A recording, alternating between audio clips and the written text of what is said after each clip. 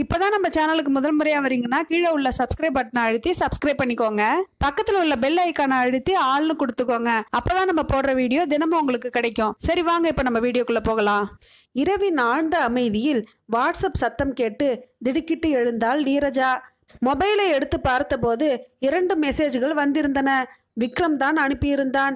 இவன் எதற்கு இந்த இரவு நேரத்தில் மெசேஜ் அனுப்பியிருக்கிறான் என்று நினைத்தபடி மெசேஜை பார்த்தாள். ஹாய், தூங்கிட்டியா, பேசலாமா என்று அனுப்பியிருந்தான். துபாயிலிருந்து பேசுகிறான். இங்கு இரவு 10:30 மணி என்றால் அங்கு இரவு 10 தான். ஓகே என்று பதில் அனுப்பினேன். உடனே வாட்ஸ்அப் கால் வந்தது. Hi Neeraja, how are you என்றான் விக்ரம் எப்போதும் போலவே மயக்கும் குரலில். நல்லா இருக்கேன் என்றாள். மனதில் ஏதேதோ எண்ணங்கள் ஓடின. இவன் குரலை கேட்டாலே அப்படித்தான்.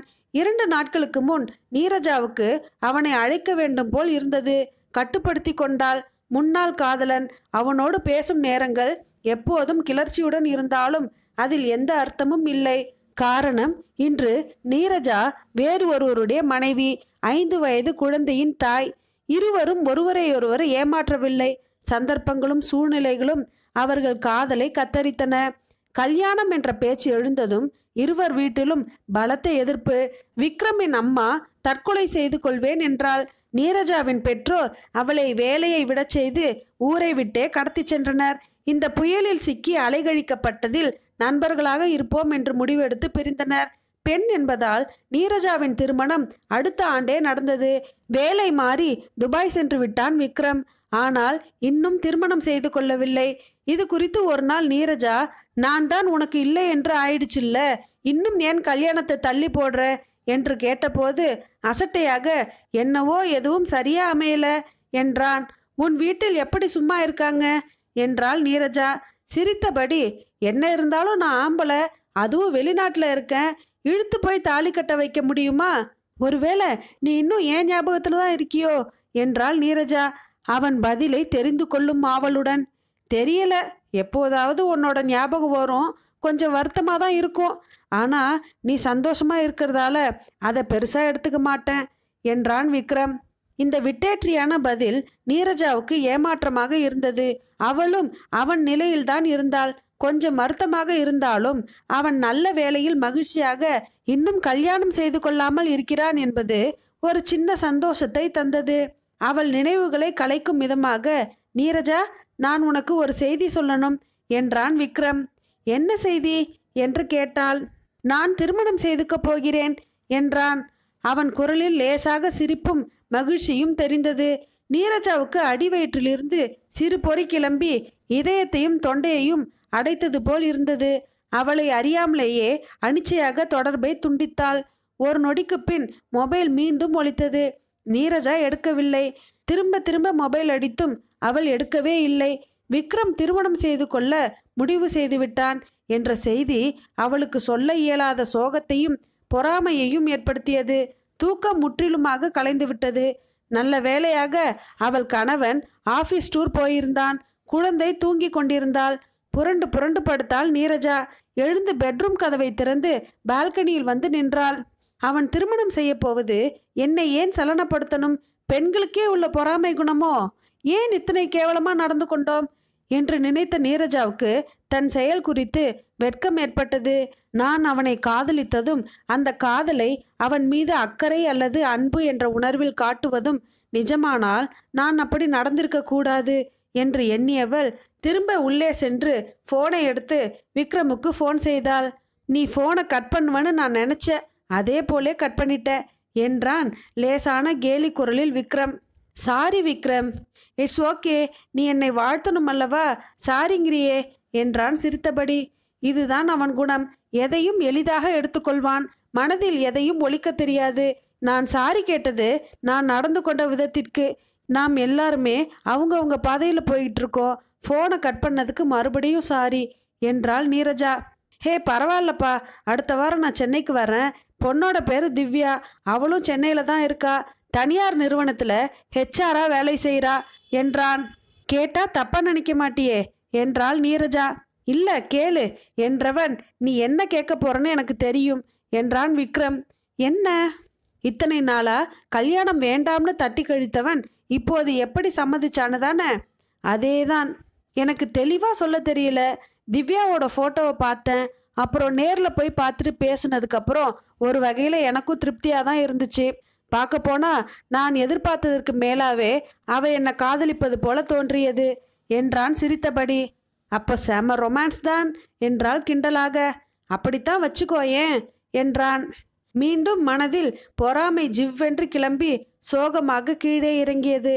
10 நிமிட உரையாடலுக்கு பின் போனை வைத்தனர்.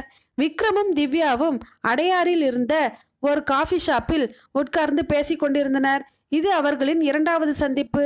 வழக்கமான சில விளையாட்டுத்தனமான காதல் உரையாடல்களுக்கு பின், திவ்யா, இப்ப நான் உன்னை ஒரு முக்கியமான நண்பரின் வீட்டுக்கு அழைச்சிட்டு போறேன் என்றான் விக்ரம். யார் அது? போனதும் தெரியும், வருவதானே? நீங்க என்னை எங்க அழைச்சிட்டு போனாலும் கூட வர தயாரா இருக்கேன் என்றாள் சிரித்தபடி. உடனே தன் மொபைலில் நீரஜாவிடம் பேசினான் விக்ரம். நாங்க உன் வீட்டுக்கு தான் வந்துட்டு இருக்கோம் என்று சொல்லி போனை வைத்து விட்டான். அடுத்த அரை மணி நேரத்தில் நீரஜாவின் வீட்டை அடைந்தனர். கதவை திறந்த நீரஜா இருவரையும் மலர்ந்த முகத்துடன் வரவேற்றாள். அவளது கணவன் எழுந்து வந்து விக்ரமுடன் கை குலுக்கினான். இன்னொரு சோஃபாவில் அமர்ந்திருந்த நீரஜாவின் 3 வயது குழந்தையிடம் சாக்லேட்டை நீட்டினான் விக்ரம். அது தயக்கத்துடன் தாயின் முகத்தை பார்க்க வாங்கி கொண்டு தேங்க்ஸ் சொல்லு என்று சொன்னாள். பரஸ்பர அறிமுகத்திற்கு பின் சிறிது நேரம் பேசிக்கொண்டிருந்தனர். பிறகு சமையலறைக்கு சென்றாள் நீரஜா. ஒரு வினாடிக்கு பின் திவ்யாவும் எழுந்து அவள் பின் சென்றாள். நான் உங்களுக்கு ஏதாவது உதவலாமா என்று கேட்டபடி சமையலறைக்குள் வந்த திவ்யாவை புன்னகையுடன் பார்த்தாள் நீரஜா. ஸ்பெஷலா எதுவும் இல்லை, காஃபியும் பிஸ்கெட்டும் தான் என்று கூறி காஃபியை கலந்தபடியே விக்ரம் என்ன சொல்றான் என்று கேட்டாள் நீரஜா. ஒரு நொடி தயங்கி விசேஷமா எதுவும் சொல்லல, ஏன் என்று கேட்டாள். நீ ரொம்ப லக்கி, விக்ரம் ரொம்ப நல்ல பிள்ளை என்றாள் நீரஜா. தேங்க்யூ, அது எனக்கே புரிந்துவிட்டது முதலில் இருந்தே என்றாள். அப்படியா என்ற நீரஜா. உனக்கு தெரியுமா, ஒரு காலத்துல நாங்க காதலர்கள் என்றாள். திகைப்பா அதிர்ச்சியா என்று சொல்ல முடியாத உணர்ச்சி மின்னல் போல் திவ்யாவின் முகத்தில் தோன்றி மறைந்தது. உன்னிடம் சொன்னானா? காஃபியை கோப்பைகளில் ஊற்றியபடி கேட்டாள் நீரஜா. இல்ல, ஆனா உங்களை பார்த்த பின் அவர் என்னிடம் எதுவும் சொல்லாததிலிருந்தே என்னால் யூகிக்க முடிந்தது. அப்படியா என்றாள் வியப்புடன். நீங்கள் இவ்வளோ அழகாக இருக்கிறீர்களே, அதுவே காட்டி கொடுத்து விட்டது என்றாள் திவ்யா புன்னகையுடன். அவன் உன்னிடம் சொல்லியிருப்பான்னு நினச்சேன். ஐ எம் சாரி, நான் உன்னை காயப்படுத்திட்டேனா? இல்லை என்றவள், ஏன்னா விக்ரம் என்னை காதலிக்கிறத விட நான் அவரை அதிகமாக காதலிக்கிறேன். அதனால் எனக்கு அவரிடம் உள்ள எந்த குறையும் பெரிதாக தெரியாது என்றாள் திவ்யா. வியப்புடன் திவ்யாவை பார்த்த நீரஜா, நீ சொல்றது நிஜம்தான் என்றாள் மென்மையான குரலில். பின் காஃபி அருந்தியபடி எல்லோரும் சிறிது நேரம் பேசி கொண்டிருந்தனர். விக்ரமும் திவ்யாவும் கிளம்பினர். இன்னொரு நாள் கல்யாண பத்திரிகை கொண்டு வர்றோம் என்று கூறி கிளம்பிய போது திவ்யா நீரஜாவின் அருகில் சென்று அவளை அணைத்து மெல்லிய குரலில், நீங்களும் அதிர்ஷ்டசாலிதான் விக்ரமின் நண்பராக இருப்பதற்கு என்றாள். திவ்யாவை வியப்புடன் பார்த்து புன்னகை செய்து ஆமாம் என்றாள் நீரஜா. காரில் திரும்பும்போது இருவருமே சிறிது நேரம் எதுவும் பேசிக்கொள்ளவில்லை. விக்ரம் குரலை கனைத்து அப்புறம் என்றான் புன்னகையுடன். பதிலுக்கு புன்னகைத்து, அப்புறம் நாளைக்கு நாம் அண்ணா நகர் போறோம் என்றாள் திவ்யா. அங்க யாரை பார்க்கணும் என்றான் விக்ரம். என்னுடைய நீண்ட நாள் நண்பனே என்றாள் திவ்யா புன்னகை மாறாமல். ஒரு நிமிஷம் திகைத்த விக்ரம் புன்முறுவலுடன் திவ்யாவை பார்த்து சொன்னான், கட்டாயமாக பார்க்கலாம் என்று. நண்பர்களே, உங்களுக்கு இந்த கதை பிடிச்சிருக்கா?